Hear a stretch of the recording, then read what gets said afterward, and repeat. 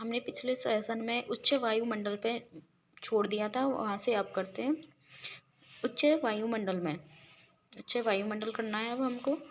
Topic ऊपरी क्षोभमंडल में 18 से 12 ऊंचाई 8 से 12 किलोमीटर ऊंचाई पर तीव्र गति से पश्चिम से पूर्व की ओर विश्वप्रकार मार्ग पर चलने वाली पवनों को जेट स्ट्रीम कहते हैं। इन्हें रौश्मी तरंगें भी कहते हैं। ये पवनें समदाब रेखाओं के समानांतर चलती हैं, अतः इन्हें भूविच्छी पवनें भी कहते हैं। जेट स्ट्रीम का प्रभाव मानसून पर रहता है। जेट स्ट्रीम शब्द एनाविज सिलकॉम। जेट स्ट्रीम स्थायी व अस्थायी होती है। स्थायी जेट स्ट्रीम 4 प्रकार की होती है। पहली STWJS उपोष्ण कटिबंधीय पछुआ जेट स्ट्रीम जो नॉर्थ से साउथ 30 डिग्री। SPJS उपध्रुवीय जेट स्ट्रीम 60 डिग्री नॉर्थ और साउथ। अस्थायी जेट स्ट्रीम में उपोष्ण कटिबंधीय पूर्वी जेट स्ट्रीम सम्मिलित हैं। उपोष्ण कटिबंधीय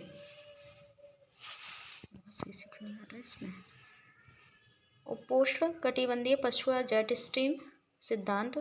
उपोष्ण कटिबंधीय पछुआ जेट स्ट्रीम तथा मानसून के संबंध को एम्तिथिन के स्पष्ट किया। एमटीएन के अनुसार यह जेट स्ट्रीम मानसून के आगमन को प्रभावित करती हैं। दाब पेटियों के विस्थापन के साथ जेट स्ट्रीम का भी विस्थापन होता है। ऋतु में परिवर्तन होने पर जेट स्ट्रीम की स्थिति में परिवर्तन होता है। शीत ऋतु के दौरान जेट स्ट्रीम अधिक प्रबल होती हैं। क्योंकि यह मावट वर्षा, शीत, पश्चिमी विक्षोभ, वायु का अवतलन, वर्षा, फून फुलसान, तिब्बत का पठार और पश्चिमी शाखा। दिसंबर से जनवरी, अप्रैल से मई और जून।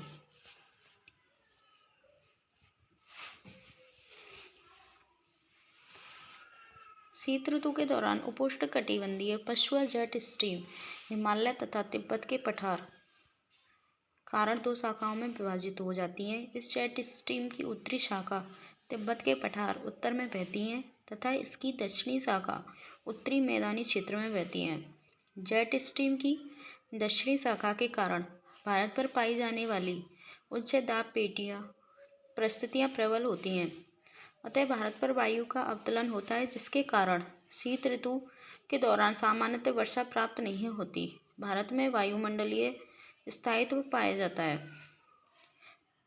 भूमध्य सागर से गुजरते समय यह जेट स्ट्रीम छोटे चक्रवातों को पश्चिम से पूर्व की ओर ले जाती है। इन चक्रवातों के कारण उत्तर पश्चिमी भारत में वर्षा होती है। इस वर्षा को मावट कहते हैं।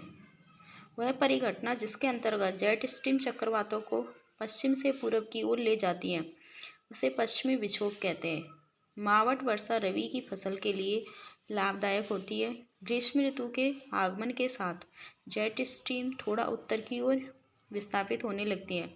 अप्रैल मई के महीने के दौरान निम्न दाब परिस्थितियों के बावजूद वर्षा में वर्षा प्राप्त नहीं होती, क्योंकि जेट स्ट्रीम की दक्षिणी शाखा का प्रभाव अभी भी भारत पर रहता है। जून महीने में जेट स्ट्रीम पूर्ण रूप से भारत से हट जाती है तथा ITCZ भारत में आकर स्थापित हो जाती है। अतः भारत में मानसून वर्षा प्रारंभ हो जाती है। भारत में मानसून तभी प्रारंभ होता है जब जेट स्ट्रीम पूर्ण रूप से भारत से हट जाता है।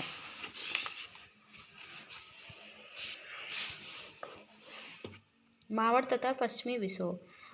उत्तर पश्चिमी भारत में शीत ऋतु में वर्षा होती है। हिमाचल पश्चिमी हिमालय क्षेत्र में बर्फबारी होती है। बर्फबारी के कारण उत्तर पश्चिम में शीत लहरें चलने लगती हैं। इससे शीत ऋतु की तीव्रता बढ़ जाती है। मावट वर्षा के कारण आर्द्रता बढ़ जाती है, अतः कोहरे का निर्माण अधिक होता है। कोहरा परिवहन में अवरोध उत्पन्न करता है। हिमालय क्षेत्र में होने वाली बर्फबारी पर्यटकों को आकर्षित करती है। शीत ऋतु की तीव्रता बढ़ने के कारण कई बार पारे का निर्माण होता है। यह फसलों को नुकसान पहुंचाता है। शीत ऋतु में होने वाली मावट रबी फसलों के लिए लगभग लाभदायक होती है, परंतु जब यह वर्षा अप्रैल तथा मई महीनों में भी हो जाती है तो ये फसलों को नुकसान पहुंचाती है। पश्चिमी विक्षोभ के कारण मौसम अस्थिर हो जाती हैं। उष्णकटिबंधीय पूर्वी जेट स्ट्रीम या तिब्बत पठार। पूर्वी जेट स्ट्रीम तथा तिब्बत के पठार। मानसून पर प्रभाव के बारे में पी कॉटेरिज्म 1952 ने जानकारी दी। तिब्बत के पठार के कारण ही उष्णकटिबंधीय पूर्वीय जेट स्ट्रीम का निर्माण जून के महीने में होता है। तिब्बत का पठार, मैक्सिलिन हाई और भूमध्य रेखा जोन। तिब्बत का पठार कुनलुसान तथा हिमालय पर्वत के बीच स्थित है। जून के महीने में जब सूर्य कर्क रेखा पर स्थित होता है तब तिब्बत का पठार अत्यधिक गर्म हो जाता है। अतः तिब्बत के पठार पर निम्नदाब परिस्थितियां LP का निर्माण होता है। वायु के संवहन के कारण तिब्बत के पठार के ऊपर वायु एकत्रित हो जाती है तथा उच्च वायुमंडल में दक्षिण की ओर गति करती है। यह वायु दक्षिण हिंद महासागर में मेडागास्कर द्वीप के पास जाकर अवलित होती है, जिसके कारण यहाँ प्रबल उच्च दाब का निर्माण होता है। इसे मैक्सिलिन हाई कहते हैं। तिब्बत के पठार से उच्च वायुमंडल में चलने वाली पवनें कॉरियोलिस बल के कारण दाईं ओर मुड़कर उष्णकटिबंधीय पूर्वी जेट स्ट्रीम का निर्माण करती हैं। इस उच्च दाब से भारत की ओर पवनें चलती हैं जो मानसून की तीव्रता को बढ़ा देती हैं।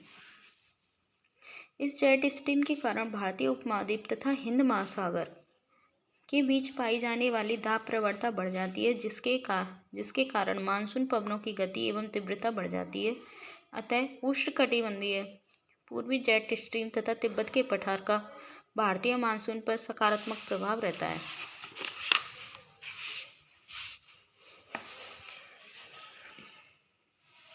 ये चक्कर हिमालय। सोमाली जेट स्ट्रीम, यह निम्न वायुमंडलीय जेट स्ट्रीम, इस जेट स्ट्रीम का भारतीय मानसून पर सकारात्मक प्रभाव रहता है। पूर्वी अफ्रीका के पर्वतों से टकराकर यह जेट स्ट्रीम भारतीय की ओर विक्षेपित होती है। अरब सागर से गुजरते समय आर्द्रता युक्त मानसून पवनों को भारत की ओर धकेलती है।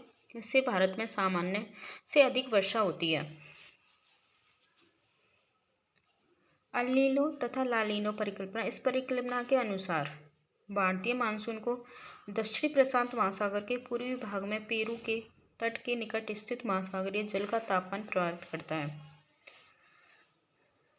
जब पेरू के तट के पास महासागरीय जल का तापमान सामान्य अधिक होता है तो उसे अल नीनो परिघटना कहते हैं। अल नीनो का भारतीय मानसून पर नकारात्मक प्रभाव। जल पेरू के तट के पास महासागरीय जल का तापमान सामान्य कम होता है तो इसे ला नीनो परिघटना कहते हैं।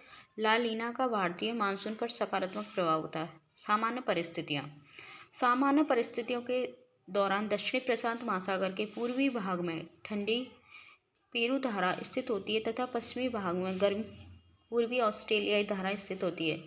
अतः पेरू के तट के पास वायु का अवतलन होता है तथा ऑस्ट्रेलिया के पूर्वी तट के पास वायु का संवहन होता है। वॉकर चक्र की दिशा घड़ी की दिशा में होती है। ऑस्ट्रेलिया के तट के पास संवहन के कारण वर्षा प्राप्त होती है तथा पेरू के तट के पास वायु के अवतलन के कारण शुष्क परिस्थितियां पाई जाती हैं। सामान्य परिस्थितियों के दौरान दक्षिणी हिंद महासागर में गर्म जल का वाष्पीकरण होता है। अतः दक्षिणी हिंद महासागर से भारत की ओर जाने वाली पवनें जलवाष्प ग्रहण करके भारत में वर्षा करती हैं। सामान्य परिस्थितियाँ। आज का सेशन यहीं ख़त्म होता है। अगले सेशन में मानसून के बारे में आगे बात करते हैं। Okay, thank you.